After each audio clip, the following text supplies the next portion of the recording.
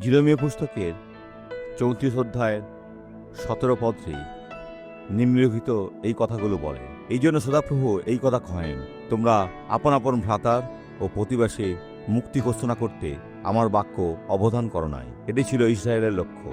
অতএব সদাপ্রভু কহেন, দেখো, আমি তোমাদের বিরুদ্ধে খড়গ, মহামারী ও দুর্ভিক্ষের মুক্তি ঘোষণা করিতেছি। আমি তোমাদিগকে পৃথিবীস্থ সমস্ত রাজ্যে ভাসিয়ে বেড়াইবার জন্য সমর্পণ করিব। ঈশ্বর আপনার জীবনে এটাই করতে চান।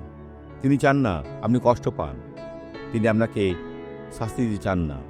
না, তিনি চান আপনি ফল ধরেন এবং সমৃদ্ধি পান। কিন্তু যারা তার কথা মানে না, তাদের কষ্ট সহ্য করতে হবে। আমরা প্রার্থনা করি। পিতা, আমি তাদের সকলের জন্য প্রার্থনা করি যাদের হৃদয় শক্ত।